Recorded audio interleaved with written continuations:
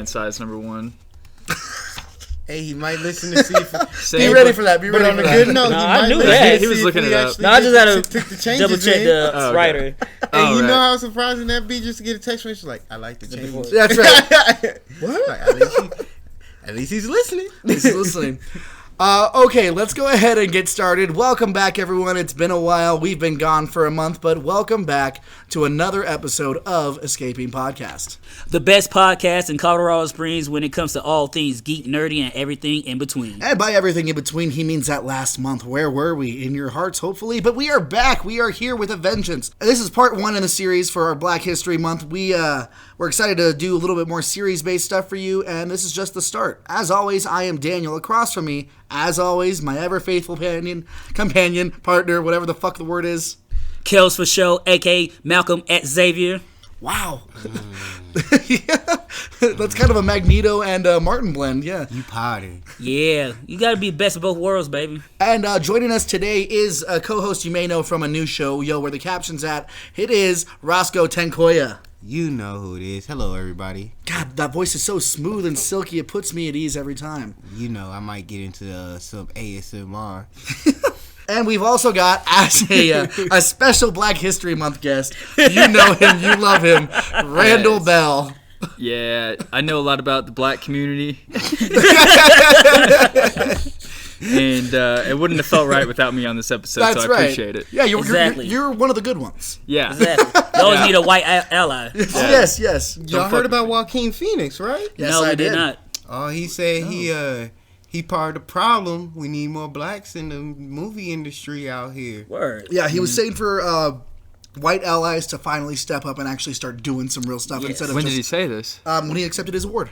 Oh, okay. Yeah, I ain't... And if you realize, too, a lot of the cast and the Joker were all black besides the Joker and the Waynes. Yeah. Everybody else, more or less. They were the people who lived true. in the city. Exactly. Yeah. Gotham That's City true. for the ghetto. R. Kelly gave us that track. Like the girl was black, and then his the girl Zazie who Beetz? didn't exist. or Yeah, whatever. yeah, No, yeah. she was real. She was that Joker dream girl. Yes. Right. Today we're starting with Marvel as we go forward in this series. And guys, we each took some characters to take some time to learn about. Kelsey, tell me about one of yours. Okay, so the first character I'm going to talk about is the greatest female superhero of all time, Marvel's first black female superhero. And I'm pretty sure she is the first female black superhero in comic doom. And that's going to be Storm, Aurora Monroe. She debuted in Giant Size X-Men #1, written by Lin Wen and drawn by the late, great Dave Cockrum.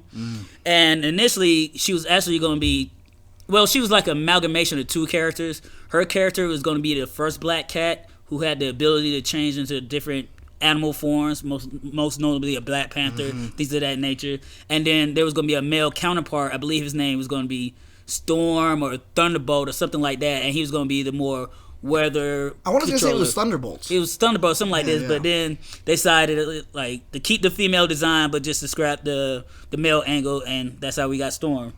Oh, and her history it's so good. It's so good, and it's deep, and it's rich, and it's been reconned here and there, most notably her relationship with Black Panther, but you're going to touch upon that a little more later, Daniel. But she started off in the comic books as just a young little thief in Cairo. No, I take that back. She No. She did start as a young kid, a street urchin. Yeah. If this was Aladdin. She pickpocketed Charles Xavier, and then he realized like she was a mutant, and they was actually they were working for the Shadow King at the time. Farouk, I can't think of his last name, but he had all these. He just had these band of these orphans, and they would just go out there and steal and rob from him, and bring back all the riches from all the the travelers. He was their Fagin. Exactly. So that also ties into the origin of the Shadow King, which is one of X-Men's greatest rivals, foes. A lot of cool villains. stories there too. Exactly. And it is really cool when you see him pop up in later X-Men stories, the way it affects Storm. Exactly. And sometimes it's debilitating, and other times she gets that Tempest Fury, where she's like, no, we're going to kill him this time, and don't stand in my way. And exactly, and if you watch the X-Men animated series back in the day, Shadow King was in one of the most prominent episodes involving Storm. And also you get to find out that's where her claustrophobia come from, because her parents died when the house collapsed on top of them while they was in Cairo. So that's where she get that frit from. And after that, like, her and Xavier went their separate ways after Xavier beat the Shadow King, because he sealed him off in the astral plane. But then, as a young teenager and a young woman growing up in Kenya, where she's from, her powers developed, and she started to be treated as a goddess, a literal goddess. She had worshipers, she had a whole tribe, and people like gave her everything she needed. But then she kind of fell out of love with that life, and that's around the same time that Charles Xavier had recruited her to become a part of the X-Men. And then right in between that time is also when she met T'Challa back in the day. Right, but when he recruits them, that's the second group. Well, at the time, it was the second group of X-Men that we saw come forward. Eventually, there was a... Technically, it was the third group, but to the readers... Canonically, it's third, yes. But chronologically, yes. from the book search, and then it was the second. Exactly, before the retcon, because the original group of X-Men, the original 5, got trapped on this living island of Krakoa. Krakoa, you say? Yes, Krakoa. The Krakoa. It's in Giant Size X-Men #1. That Yes. is The first Giant mission they yes, go the on first together. mission after they got recruited, because Cyclops somehow escapes. Then he tells Xavier about this, so him, Mora, and Xavier recruit a new international squad Because of mutants. if I'm remembering it correctly, Cyclops is all busted. Yeah. And he comes in and he's just like, they're dead! Like, boom, boom, out of nowhere. How did he get back? We don't know Nobody yet. knows. I know it's not a black character, but one of the things I do appreciate is how so many people think Wolverine took so long to be turned to the side of the X-Men. Yeah. When really it was 3 panels. Yeah. Where, Xavier meets him and he's like, hey, you're a freelance guy. Why not come work for me and make your own rules? And he's like, that sounds swell. And that's it. And There's that's no it. big conflict. He's just like, I don't don't want come do that. Because he didn't even Yeah. really want to be with Department H anymore either. No, he didn't. Especially when he started remembering his past and shit. Canadian, like, what is it? The Canadian Canadian CIA. military? Yeah, yeah. Canadian CIA. That's right. Yes. And it's like literally like the sequence of panels like in Giant Size #1 whenever he joins the X-Men is like him getting home from a mission. That's it. And the Canadian CIA or whatever is like, hey, you gotta fucking do what we say. And Wolverine's like, you know what? I'm just gonna join the X-Men. Yeah, Fuck this this guy like has a Canadian good- shit. Thanks, Prof. Let's Yeah. go. He's like, Okay. yeah, I'll just go with you. So with Storm, this is her first time was saving the other X-Men, but she did stick around and now was a staple, even led the X-Men a few times. Yes. There was the first prominent leader after Cyclops. She even fought Cyclops for leadership of the X-Men, depowered after... I can't remember exactly what the event was, but she had no powers, and she still beat Cyclops' ass and took course she leadership. did, yeah. Because Cyclops always had this thing too, depending on how things were with him and Jean, he would just leave. Like, all right, I'm done. I don't need this too much stress. Which is exactly the kind of fickle behavior you want in a leader. Exactly, and the same thing with Madeline Pryor. Because that might have been the same time that shit happened too, with the whole Goblin Queen shit. But no, I take that back, because Goblin Queen happened during X Factor's run. But the whole Madeline Pryor being the clone of Jean and having Cable as their son, that whole spiel. It's so fucking complicated, man. You could watch daytime TV and get a simpler plot line. Oh yeah, definitely. Russ, what about you, man? What's a character that you picked for this one? I chose the first black superhero to be created by Marvel via in American comics. That would be Power Man, aka Luke Cage. Okay, just to be a little more specific, Luke Cage is the first African American superhero. Yes. The first Yes. black superhero, however, was Black Panther. But he's not American. Yes. He's just straight African. True. Because somebody out there be like, wait a minute. Like, no. Yeah, I was about to be that Yeah, person. I like- was about to freak. Like, my notes are all wrong then. Fuck you, Wikipedia. But he was created by 4 people: Archie Goodwin, Okay. Greg Tsusaku. Okay. I'm hoping I pronounced that last. Ah, they're name right. probably dead. Roy Thomas and John Romita Sr. Oh, John shit. Yeah. Romita Sr.? Oh, Yes. Romita Jr. still does work, but I don't Yeah. like his art nowadays. I don't like his... It's- It works on certain birds, like the Kick-Ass, Kick-Ass, it it was worked fine, Other but, than, yeah. other than that, I was like, oh, he's drawing this? Ugh. Yeah, Romita Sr. had a better go at it. Yes. So, who is Luke Cage? An ex-con who got charged for a crime that he never committed, became a test subject for, it wasn't the warden, but It was somebody that worked in the jail facility, but I don't know why they had a scientist at the jail facility. Because, man, shady. it's shady and it's Shady also old Marvel. business. And That was it is true. Roxanne who was behind that? I believe so. I want to say so. It's like one of those. Well, and I mean, you've got this guy who didn't do the crime and is going in there, and it's crazy to me because that never happens here in the real world. Oh, never. Yeah, What do no, you- no. People of color are never accused of stuff they didn't do. That's bullshit. Just to put them behind bars to get more free labor. Yeah. Yeah. So, he gets experimented on, and what's the outcome of that? Superpowers as in indestructible, unbreakable skin. Okay. I shouldn't say indestructible. And he takes his time, breaks out of jail, undergoes a new name, Has a kick-ass headband. and Tiara. Respect it. then becomes a hero for hire and goes around New York fighting crime and helping out the citizens and teaming up with superheroes such as the Fantastic Four, Spider-Man, his most noticeable partner, Iron Fist. I was going to say, you can't talk about Luke Cage without talking about He's got Danny Iron Rand. Fist. To be honest, most of my knowledge from Luke Cage is because of Iron Man and Power Fist.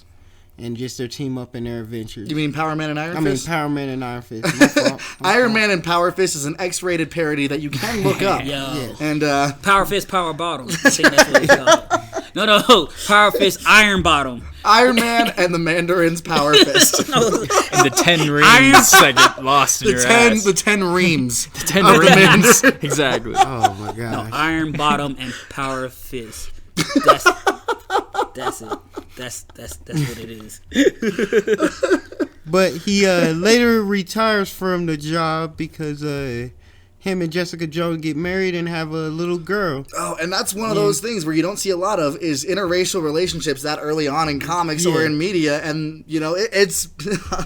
I mean, it's such a good team up. You've got her who is super strong and can kind of fly, kind of do that, like, That weird Hulk jump thing. Almost Yeah. kind of like Warpath. Yes. Like, does Warpath fly? Or And does then he glide? you've got, Luke Cage, who's also super powerful, unbreakable skin, and it's kind of like what we talked about with Michelle before, who could take the pace. Yes. Somebody gotta be able to take it. But yo, that is true. That is true. And there's been a lot more interracial superhero coupling ever since. I think Jessica Jones and Luke Cage, I ain't gonna say they got it popping, but that's the most notable. They just definitely from my- got something moving there. Yeah, just off the top of the dome. Because I don't think Namor and Susan Storm counts because they were never a couple, but they had that Right. that relationship. But then after you had after you had Jessica Jones and Luke Cage, you got Spider Gwen and Miles. They shipping that shit. Man, I love that shit. I love that shit. I'm I'm about not gonna that. lie. Hell yeah. After the movie, they made me just be like, yeah, you might as well ship them. Then you even had Wolverine and Storm for a little bit. That was great. That was an amazing relationship. T'Challa was pissed. He was like, out of everybody. Yeah, why did it have Why to be you gotta him? be this nasty little furball? And she of a goes, man. because he's not you. Sam Wilson and no, my fault. Rhodey and Carol Danvers. Rhodey and Carol Danvers, but you're also missing the closest one to Luke and Jessica. In the future, it's Danny and Misty Knight. See, I didn't think about that because they did get together. 'Cause I'm reading a lot and there's a lot of future ones where they're like, oh, you're their kid. Yeah, And it's because I'm more like Colleen Wynn and Danny after watching the series because that little relationship was popping. We don't talk about that show. Well, It's a I do bad because show. everybody got Iron Fist in that show. Motherfucker. Towards the We end all of that got shit. Iron Fisted watching it. No, the second season was definitely Second better than season the first wasn't one, that but, bad. but the first one was still like it didn't take much to be better. Well, let me go ahead and go to one of mine that I have for today. It's Falcon, Sam Wilson, who, if you don't know, is going to be the next Captain America. Sam Snap Wilson. Oh, we'll get to the snap. Okay, my don't you fault. worry. Okay, Don't you my worry. fault. I didn't mean to step on your Sam toes. Wilson was first introduced in Captain America 117. This was 1969, created by Stan Lee and Gene Colan. So he was just originally some guy who was doing his thing, hustling people, a professional criminal, which Kelsey claims is what a pimp is. No, he was a pimp. Pimp was on his resume. So he was born in Harlem to a preacher. He told his parents that he thought they were ignorant because of their faith, and instead of like being like, "No, we'll pray for you," his parents get him all these books on different religions and say, "Hey, you know what? Go look for yourself, see what works for you," which is crazy and like especially for that time too. But then I think it was the next day his dad gets killed trying to break up an argument between two people in a park. Then 2 years later, his mom gets shot by someone trying to mug her, and he says he's done with his life. He moves to L.A. and becomes Snap Wilson. Now, tell me about Snap Wilson, Kelsey. He was a pimp. Like, it was the 70s, so there's a lot of that black exploitation. Like, so if you was a black character, you either had to be like an ex-drug dealer, criminal, a pimp, or maybe some type of former athlete at some point in time. Because we had a lot of former athletes. I believe, not to bring up DC right now, but Black Lightning, he was a former athlete. Cyborg, also another former athlete. And Marvel, I believe, Triathlon, we ain't talked about him yet, but he was a former athlete. Hence the name. Yeah. So it's like one of those things, too. As far as his early work, I'm not that familiar because I'm not a Falcon guy. It was kind of hard to be a Falcon guy because he was just sidekick to Captain America for so long. So as Snap Wilson, he was going to... he was on a flight to an island to go do some drug shit. And, crash lands on... He crash lands on Exile Island, and that's where he meets Captain America. That's where he gets his bond with Red Wing. The Red Skull was there doing all sorts of shady shit. Erased his Snap Wilson background, fused him with mentally with the bird Red Wing, using the Cosmic Cube. Then that's how that happened. Changes his history so that he's helping people try to build a better life. He meets Captain America, and it's cool, but he just becomes Captain America's sidekick for so long. Then you flash forward to April of 1999, and Cap goes missing. He's believed dead, and Falcon takes up the mantle for the first time. Everyone is really pissed off about the most recent one, and what we're seeing in the movies and the new show. But he's been Captain America before. Word. It's not the first time. It's kind of like how the first female Captain Marvel was Monica Rambeau, a black woman. And everyone's like, oh, a woman who's Captain Marvel? Yeah, this is like the third one. Exactly. Not even counting Shazam either. Not even counting Shazam. But my main issue is not the fact that Sam Wilson was Captain America. Like, I don't care. Yeah. You can have whoever you want to be Captain America. I was just more so, on the movie standpoint, concerned about the fact that he's been Captain America far less than Steve Rogers has been Captain America. So it just concerned me, like, why are you going to take out Steve Rogers just to replace him with a temporary Captain America? Because we know it's not going to last. But then again, it could We last. don't know. The MCU takes a lot of liberties. Yeah, it's its own universe. I'm fine with alternate universe and timelines. So they might keep him as Captain in the movies forever, or they might find a better candidate. Like maybe even not Peggy Carter, but her niece. Sharon Carter. I almost said Linda Carter. Word. That works too. She was a Wonder Woman. But even if like Sharon Carter or like in that possible timeline, like their daughter ends up being America Dream. Some ways to do it. Yeah, exactly. Yeah. So I'm not gonna be too mad at that because the original Captain America was black also because. Well, yeah. I mean, but what I'm hoping for is with Falcon Cap, we get that comic accurate. He's still got the shield, but with the goggles and the wings because he's still Falcon and seeing him fly around is so great. Yes. Those wings actually were made for him by Black Panther in the comics. Word. Because he was just kind of running around with some fake that bullshit. Cotton. Even though Tony Stark had the Avengers and all this shit, you can't get Falcon any better wings and Black with. Panther's like, hey, do you want to fly? Do you actually want to do this stuff? And he's like, yes, come on. This is my whole stick. So what is that? 1979, he finally is able to fly, but he quits the Avengers because he tells them he doesn't want to be their token black guy. He's like, you know what? I'm not seeing a whole lot of variety here, and I think it's just me, and I'm out. What year is that? 1979. Yeah, right before the 80s, right before he hit all this golden age stuff. Yeah, no. He was out and created his own little team of heroes to work in the city and do real work, as he called it, instead of the Avengers having to answer the big-time stuff. He's like, this little stuff matters more. So he resigns from the Avengers. Years later, he does go back to working with Captain America, even to the point of after Civil War. He's part of the Secret Avengers.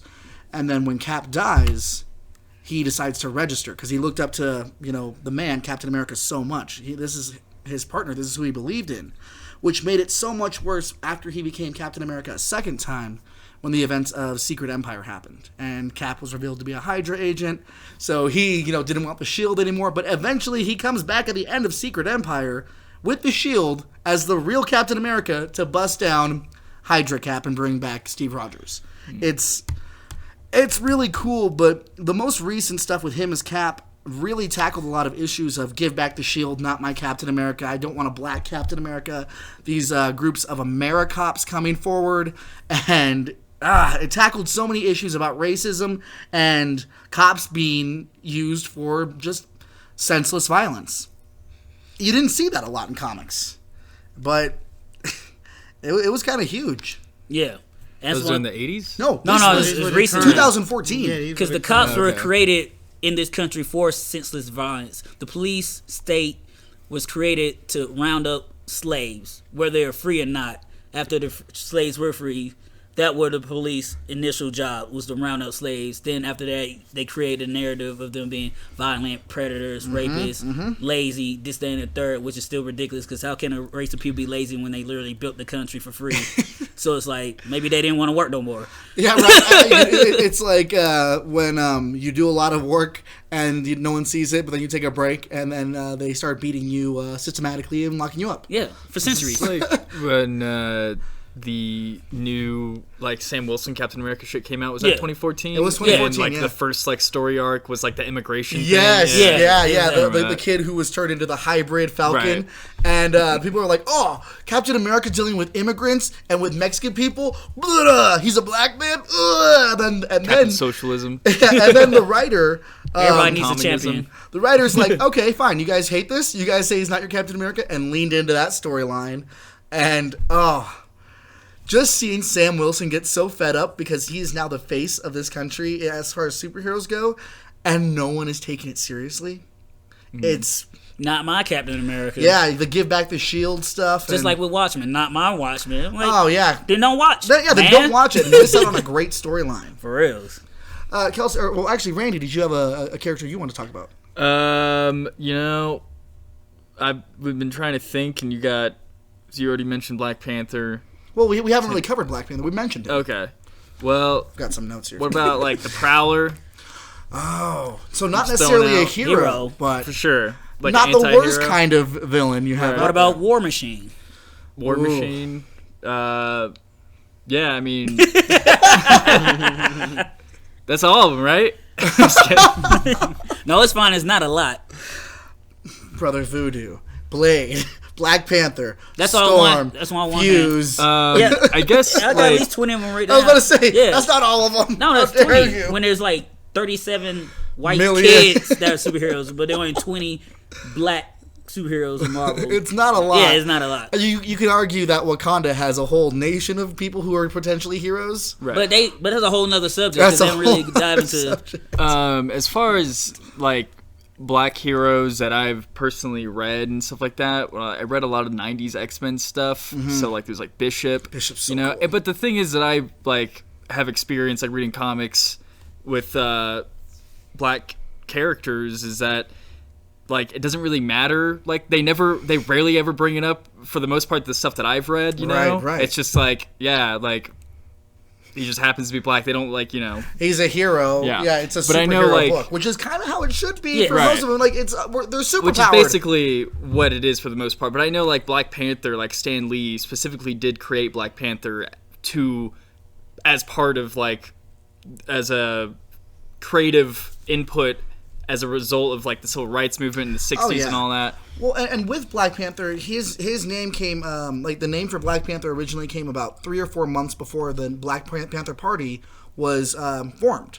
So everyone's like, oh, well, it was created because of that. But no, it was created before that. Exactly. There was even a point in, after 1966, 1967, Stan Lee, he's we got to change his name. So they tried to use Black Leopard. And before that, he was going to be the Cold Tiger as well. Yes, he was. And they was thinking and I think they switched him back to Cold Tiger for a hot second. For same thing with Black Leopard, they tried it, and everyone's like, "This is bullshit. We don't want Black Leopard. That's we already know what he is because Black Leopards are just Black Panthers." Yes. So, or technically, I guess it's Black Jaguars, which is a whole other thing. So they did that for a little bit, and with Black Panther, They gave him a lot of cameos leading up to him finally having his own title. And his own title didn't even come until, Jungle Adventure? Jungle Action, number 15. Word. And that was what is arguably one of the Marvel's first graphic novels. It was a story from start to finish, Panther's Rage, and it was said of it that it was, an overlooked and underrated classic, as well as arguably the most tightly written superhero epic ever. The fact that it crossed over as much as it did and was a condensed story, or complete story from start to finish, it's kind of cool that it was Black Panther to do that first, because he's so instrumental in what the Marvel Universe is now. Of course, he'd have one of the best stories. Exactly. Was that the one when he fought the Klan? Or was that the second one? That was the second part. Yeah, So you got Black Panther versus the Klan. That's like Cobra Commander of the U.S. for the black people. Oh my God! So he first showed up in Fantastic Four number 52, but when he got his own series that wasn't Jungle Action and was Black Panther, Jack Kirby had just come back to Marvel and they gave him this title. Yeah.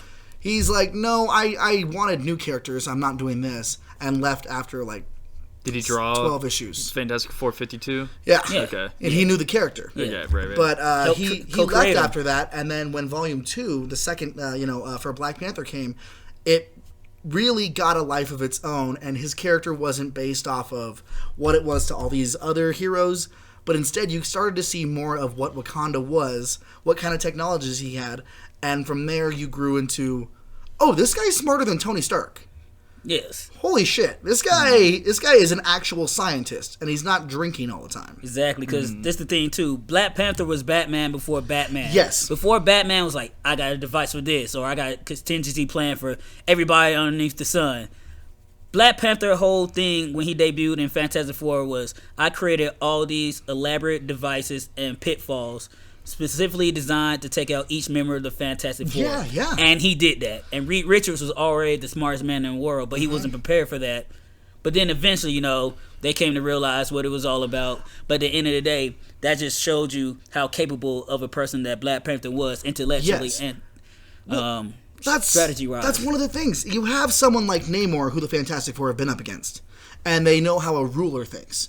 And then you got someone like Tony Stark from the Avengers, and you know how a genius thinks. Exactly. But when you combine those two together, and it's a genius and someone who has to run a nation, you've got a deadly adversary or an amazing ally. Exactly. And on that, one of the richest nation in Marvel, but technically makes T'Challa the richest man in the world. Yes. Also, vibranium is that alloy that you can't get anywhere else besides Wakanda and the Savage Land in Antarctica. But that's kind of like what is it called? Unstable vibranium or anti-vibranium? Yeah, unobtainium. No, it was basically vibranium, but it's like the B grade, which is still better than everything else. Yeah.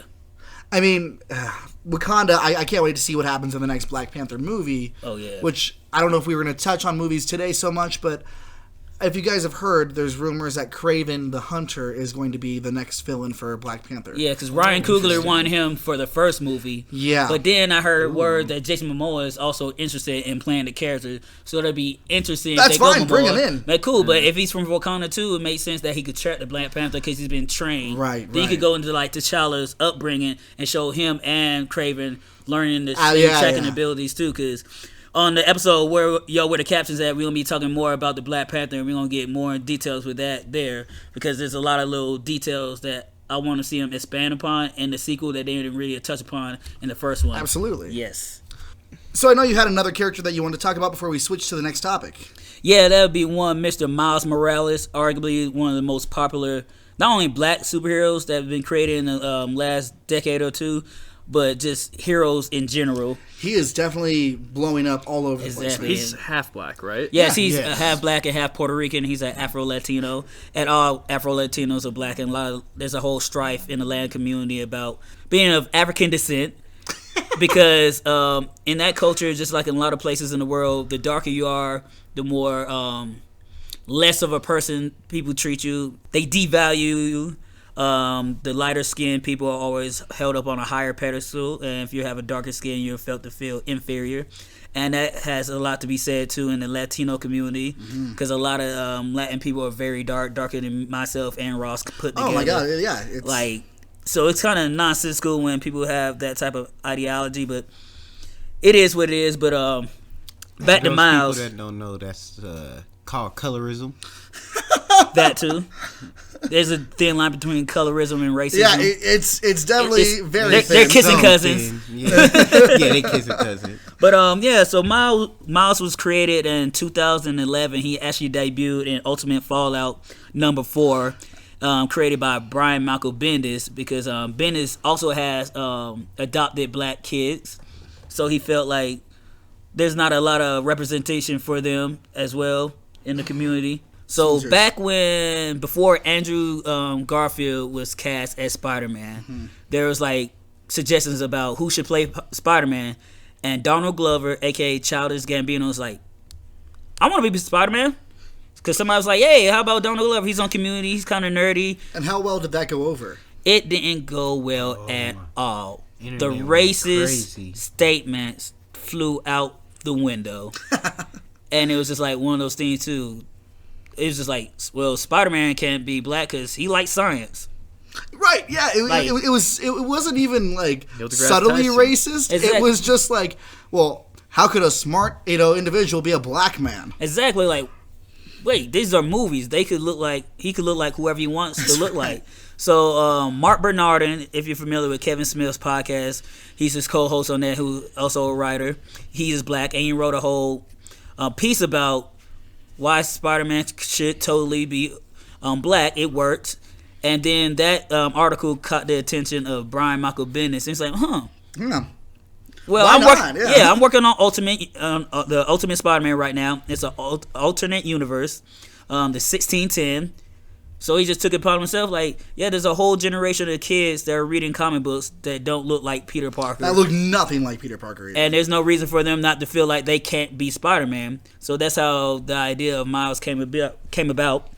Well, and it became its own story in such a way that you had the Peter Parker mythos, and instead of it trying to replicate it, it's like, no, that happened. Here's a new story. Exactly, and it wasn't just like paint color swap of Peter Parker. It's not like copy and paste. Yeah, they're like, now Peter Parker's like, no, this is his own character.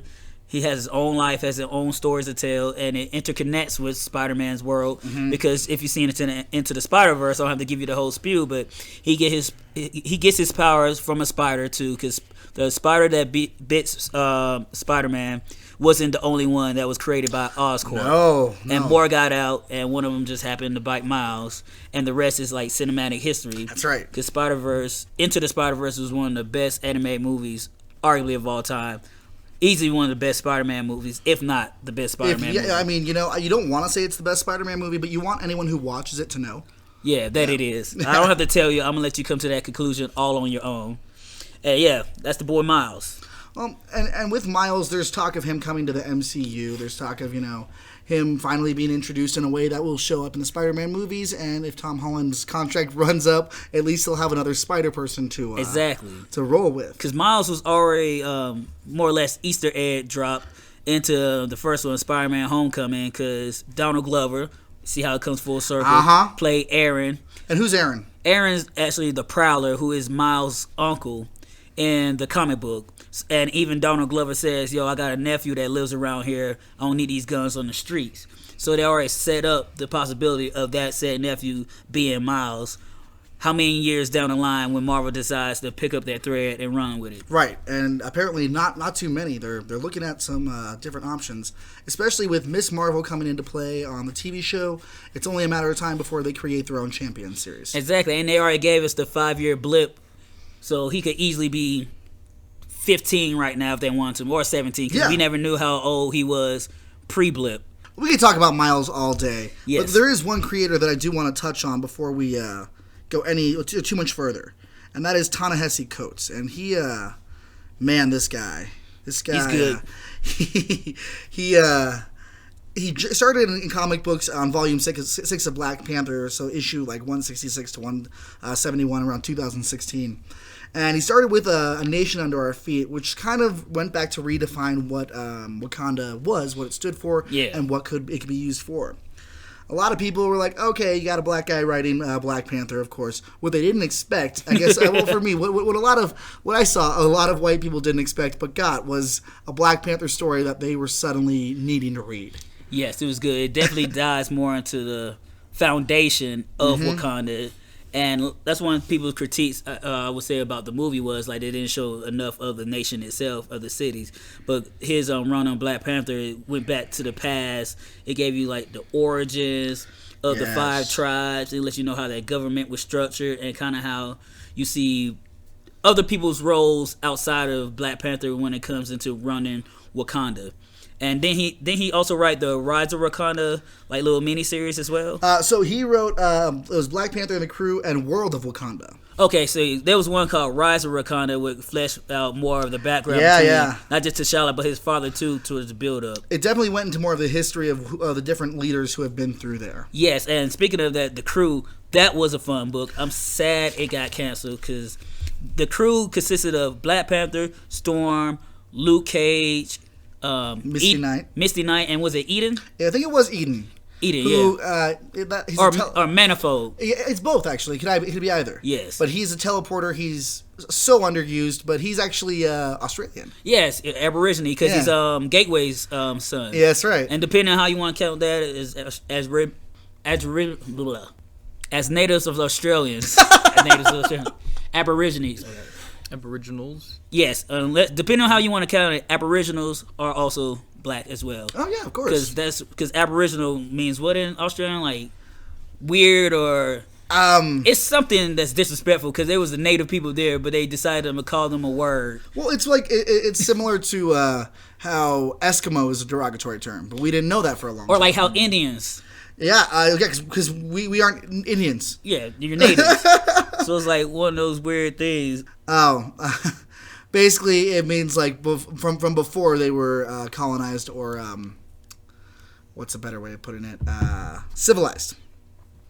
The pre-uncivilized people. Oh, the savages. Kind of like savages. It's another word for color savages. But Black Panther and the Crew was like a nice little recon of a story that's set in Harlem about a group of black superheroes that had an encounter with T'Chaka, Black Panther's father. Fast forward to the present day, that last leader of that crew dies, so there's a murder mystery that Storm brings in T'Challa in to help try to figure that out when they reform their own crew. Because underneath that all, Black Panther, Storm, Luke Cage, and even like Blade and other black superheroes come together for various missions, not just be like, yo, let's do some black shit together. Like, yo, this is going on. Let's work on this together. Exactly, yeah. So that was cool to see that and having a little more unity and synergy amongst the African American characters in the Marvel book too. Well, and one of the things I really enjoy that Ta-Nehisi Coates has been doing recently and is still on is Captain America. Word. He got a full plate. He's got a full plate, and he's in charge of Captain America and everything Steve Rogers at the moment. Which people were pissed before about Sam Wilson having the shield, and now that you've got Ta-Nehisi Coates writing Captain America, people don't know what to do. Steve Rogers Captain America. Because back in the day, because if you're familiar with Wolverine, Weapon X actually stands for Weapon 10, and the first weapon was Steve Rogers Captain America. Yes. But before that, like many things in this country, before they tested the super soldier serum on a white man, they pulled some Tuskegee experiment shit with a bunch of black individuals in more or less prisons, kind of like what they did with Luke Cage. So they tested the syrup on a dude by the name of Isaiah. I can't think of his first name off the top. And he turned into the first Captain America. Then it was like, all right, so this shit worked. Now we're going to take it and give it to our real soldiers. And Isaiah's grandson, that's who ends up being Patriot in Young Avengers. Later down the line. Yeah. Little fun fact. So if you haven't had a chance, please pick up the new Captain America. Read it. It deals with so many cool storylines that expand throughout the whole of Marvel Universe as it is right now. And it's not so in your face... like, hey, racism's bad. It's just like, hey, maybe the government shouldn't be trusted. Hey, maybe things aren't what you think they are. The government did kill like 2 presidents. So So as we're getting closer to the end of this episode, this is just for the Marvel one. Next week we'll be talking about DC. Yes, we will. But I don't know if you guys have seen it. The future so far of what we've seen with Marvel, there's a lot more characters of color. There's a lot more going forward where it's not just people of color having to be sidekicks or referred to as lesser. They're really rising up, and I mean, as always with X-Men being the analog for civil rights, for trans rights, for the underdog, for anyone. them saying, hey, we're here. We're powerful.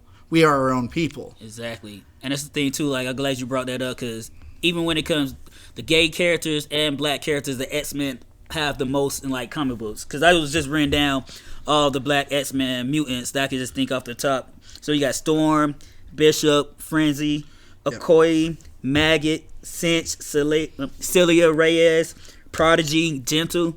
That's 8 alone. Fuse as well. Fuse, which one was Fuse? Fuse was in the most recent West Coast Avengers, dating Kate Bishop. And he can, like, anything he can touch, anything he touches, he can become that. So he should be on Krakoa, too. He should be on Krakoa. See, so that's 8 right there, all mutants. Then we want to talk about the age. Then if we want to talk about the LGBTQs, plus respect, you can have, like, North Star. Bobby Drake. My boy Bobby Drake. Then you also have Bling right now. Off the top, I know this. Boom Boom, I think is Boom Boom. She might go both ways. Then again, that's what Boom Boom does. Yeah. And then you've also got not a mutant, but Miss America. America Sanchez. Yes, America Sanchez. Oh, but then you also have Chavez. America Chavez. But then you also have Destiny and Mystique too, That's which right. are lovers. Yes. So there's a lot of that representation in there. Then also you had Isn't Grey that- Malkin. Grey Malkin and Darwin was a couple, and the Ultimate Colossus and North Star were actually And lovers as Darwin, well. so Darwin's got that whammy, double whammy, because he's a person of color. He's a mutant, and he's also And I'm gonna count on M he's also too. gay. What you call it? Monet. oh yeah, no Okay, one Saint, as well. Yeah, what is it? St. Clair? St. Croix. St. Croix? Yeah. She's from my island. She counts. Man, The X-Men holds it down for everybody. but the thing is, it's not in your face. It's not like here's a character who's gay, and now you talk this big gay book. But it's like, okay, not that there's anything wrong with that. And Bobby Drake's Didn't they Iceman just book was release amazing. Bobby, Yeah. like 3 years ago. Oh, Yeah. more than 3 years ago, man. Bobby's been gay for No. 4 or 5. He got I was gay gonna on say 6 Bendis. years ago. Steve Rogers. And What's Bucky that damn? Barnes. Didn't Bendis Bendis come on was 6 5 years years ago? Bendis came on about 6 years ago. Yeah. Bendis was 6 years ago. Yeah, already. Time flies, guys. We're Thank getting God old. he's gone. We're getting old. But that's one thing too, because Bobby's initial run of his solo comic was more or less the "Hey Bobby, I'm gay, I'm coming out" book, Right, and you know what? It was fun Which for is what okay. it was. It was super fun for what it was. which was okay too, because one of the favorite lines is like he was coming out like texting everybody talking about how he was gay, and he said something to Johnny Storm, and Johnny Storm's like, "Word, but it'll never work," or like it was like he made some type of hot pun, and like he was like, Yeah, and Bobby's like, really? really, like, but when you read, like, of course Johnny said that shit. But all that to say is these these topics used to be hot button topics. People of color being on the main the front page, being the big heroes, wasn't a thing before, but we're slowly changing to where I don't know if it's the fact that because this is all fictional, people are okay with it, or if we're starting to learn as a people that hey, it takes all different sorts to make this work. Word. And speaking of newer black characters, there was a character created by Kevin Grivro, and his name is the Blue Marvel, one of my favorite just classic. newer characters as well. And just a little bit about his story, just a little bit about his background, his origin. He came out in a 5-part miniseries, I want to say circa 2012, 13-ish. And you come to find out, which Marvel kind of does loosely, like he was like one of their first prominent superheroes in that universe, like kind of what they did with the Sentry. So he was the big guy, the main superhero, was kind of like their Superman, but he was fully clothed. Then one day he had this altercation, I want to say, with the Antimatter Man. Yep. Then you come to find out, like, his costume ripped. Then you can see some of his face and some of his skin that he was black. And this took place in the 60s. JFK was president. And basically, mad motherfuckers freaked out. And JFK had to talk to the other leaders of the government and shit. And basically, they decided to bring in Blue Marvel and be like, hey, we thank you for your service. What you do is a great service.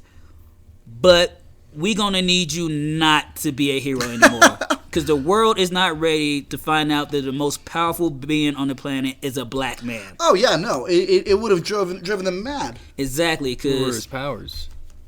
well, he's basically a living antimatter engine. So yeah, whatever he wanted to do, he could blow up the moon, he could punch the moon, shoot energy blasts, and he was smart as shit because he was a Just he was one a of those- professor. He's like on par with Reed Richards, T'Challa. Oh wait, and Doom. Wait, is he in? Fuck, what was that? He's the Ultimate. Ultimates. Yeah, Yes. then Yeah, Mighty I know what Avengers. you're talking about. Yeah, that guy. Whenever Eric Brisher. Galactus like Becomes becomes like a Life-bringer? life bringer. Yeah. I know what Eric you're talking Brisher. about. And he has also had this dope ass relationship with Namor because Namor's like, oh, so you're back for how long? How long right. until they punk you out again? Because he basically they told him retire or we're gonna have to find a way to destroy you. But then I was like, how would you? But so he's basically retired and just became a college professor instead of being a superhero and saving lives no matter what. He because did come into play with Heroes for Hire for a while. Yeah, because he was part of the Mighty Avengers during that weird time. Yeah. After, I think it was Secret Wars 2. Yes, it was. And they brought Blade into that, too. Because But he was Ronin, yeah. Yes. And he got with Monica Rambeau, which is the second Captain Marvel,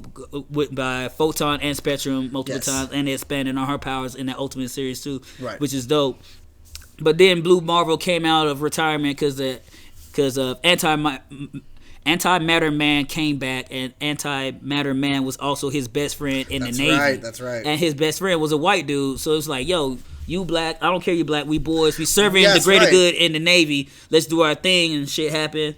Fast forward, and now he's back out there saving the day, and I really look forward to seeing him in the MCU because they're all about they're all about diversifying the characters. Give us a character that's already been established and bring them in. And if I had to pick somebody to play him, Will Smith. Will Smith actually is not a bad choice for Blue Marvel. Yes. Huh. Yes. See, you know who I would have went with?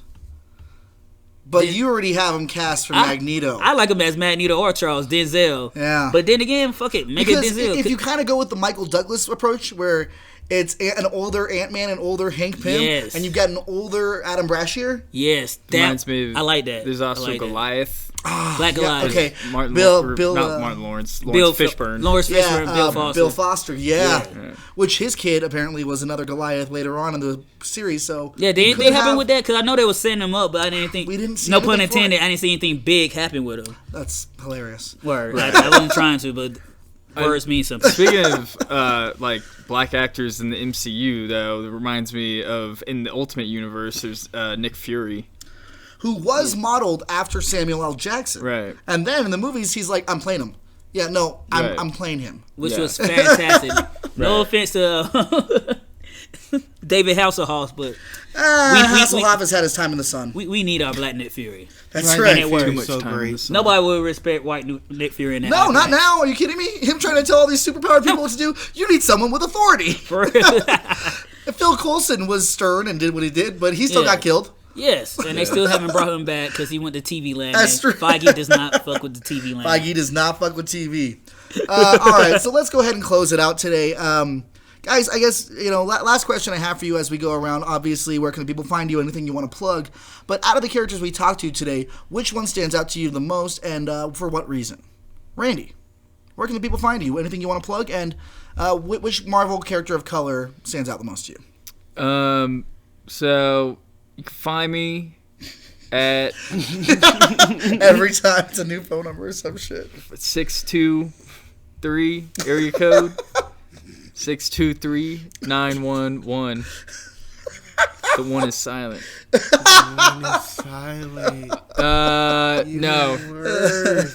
So you can't really find me anywhere, I guess. So, but anyways, I guess the one that sticks out to me the most, I think, like as of right now, is probably Miles Morales. Yes. Because I think he has such potential to become such a huge character. I mean, Into the Spider-Verse might be the best Marvel movie in general. Yeah. It's I mean, yeah, it's yeah. animated, but it's not just animated. Like it's still a animated movie. so well. It's Exactly. not. It's It's not like a storied Pixar so animation. well. It's its own individual. Like, anyways, It got its own flavor. I think that's definitely a character to watch out for. I mean, if you got your whatever his first appearance is, like hold on to that shit, because the sequel's gonna come out like next year, right? No.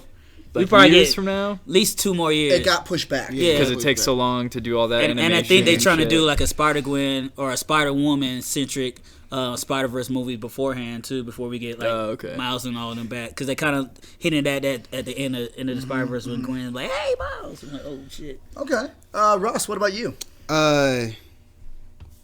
Usually only everywhere Roscoe Tinkoya. I'm gonna have to piggyback after everybody as usual. Miles has mad potential, but I'm gonna go with Blade just because of what we're going to begin with the future content of the MCU, and I want to see how that's gonna come out with an older Blade, than a younger Blade.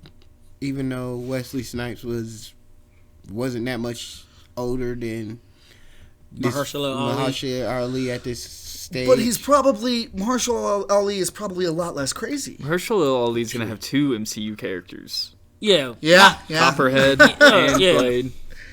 Cottonmouth. Yeah. Yes, and Blade. That's Chris very Evans. Chris Evans of him. Yeah. Because it'd be interesting too, because they did plan on dropping that Daughter of Blade book a couple years back, but they scrapped that. So I wonder if they're gonna try to bring that back up when Blade gets his reinsurgence, because they already brought him into Avengers. So anytime you start bringing in these D-list characters in the Avengers book, they gearing them up for a big screen release. So that's why a lot of people was like, all right, Blade got to be coming. Why else would they put him on Avengers? Same thing with Ghost Rider. Because they had the Ghost Rider Hulu series that was in the works, but then that got scrapped.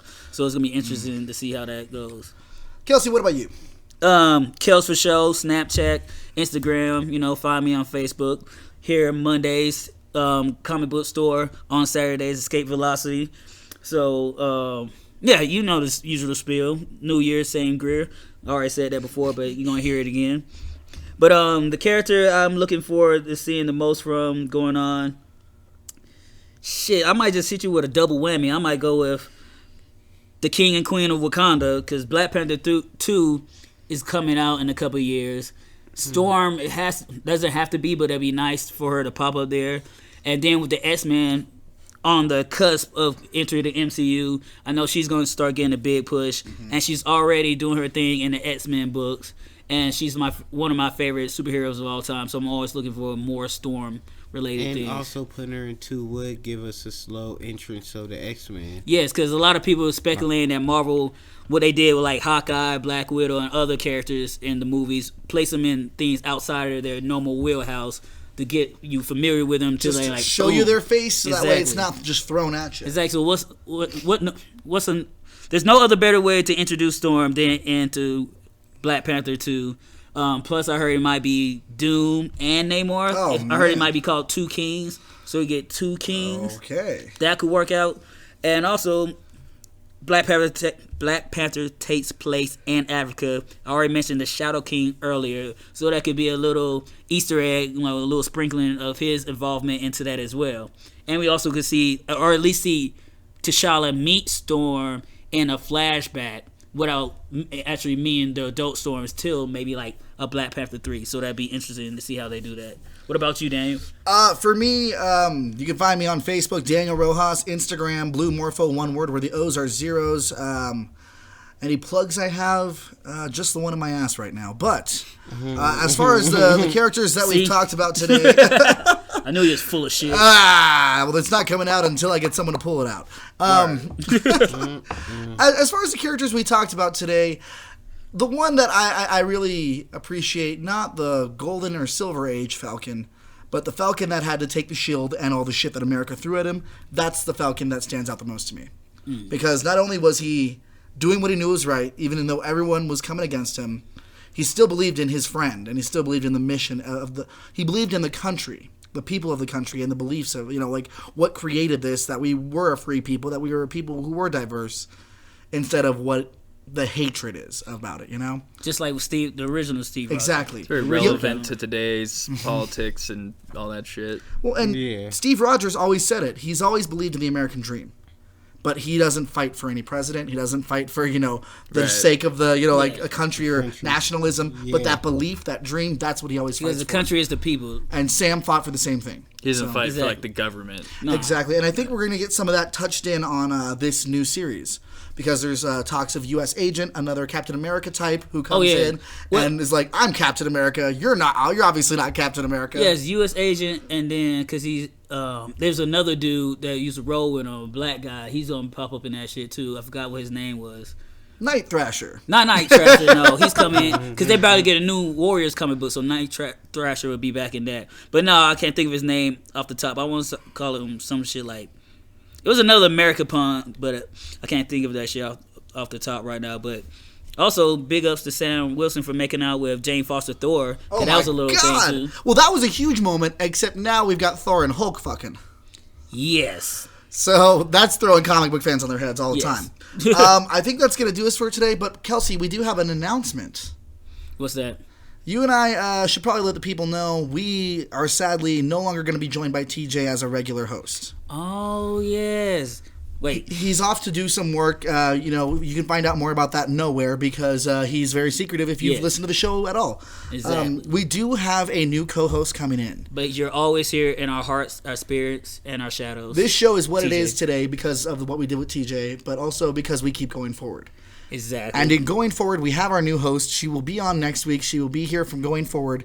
You may have heard her on a previous episode or on the spinoff show, Yo, Where the Captions At. Yes, episode 0. But her name is Michelle, and she is taking TJ's spot. She will be working with us, and we're excited to see where the future takes us. Today, we leave you with Kame House Rules by Aquemini. They're a local group, and man, they've got some really good stuff. Make sure you check them out. We'll have a link below, as always. And there's going to be a playlist on the Yo, Where the Captions At Facebook page. Make sure you check that out for some Spotify links. As always, folks, thank you so much for listening. We're excited to go forward with this, doing more series-based for you, and kind of changing up some stuff. Be on the lookout later on this month for Space Pirate Radio. It's been delayed a little bit, but it is still coming to you. Thanks for listening. We will see you next time, and as always, there can only be one chum bucket. Yes, guys, and also, it's Black History Month. Don't be history, make it, and stay uncanny, y'all. Learn well, live well, eat well, sleep well. Live in a certain way so you can give them hell. We ain't no fools, we got the tools and we living by the Kame House rule. Learn well, live well, eat well, sleep well. Live in a certain way so you can give them hell. We ain't no fools, we got the tools and we living by the Kame House rule. Yeah, we're living by the Kame House rule. I'm so high, King Kai on my own planet. 7 point like Capsule Corp. No, we fucking planned it. I'm so sly, feel fly. That's how I ran it. Smoking joints with fighting force. I'm as solid as granite. Wolfang fist ya, never ever missed ya. You're just pissed cause I never ever dissed ya. She just kissed me, I'm on the list, see. A VIP from 7P, talking DBZ. Quick with the 1, 2, 3. I need more foreshore, chilling on the shore of Kame Island. Screaming I win, I'm in heaven.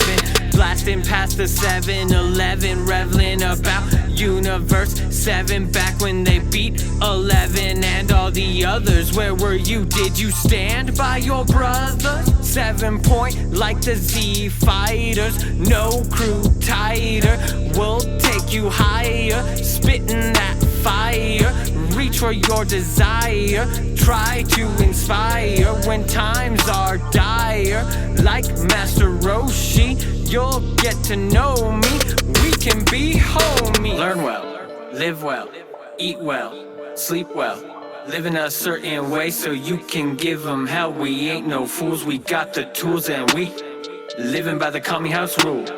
Learn well, live well, eat well, sleep well. Live in a certain way so you can give them hell. We ain't no fools, we got the tools and we living by the Kame House rule. Yeah, we're living by the Kame House rule.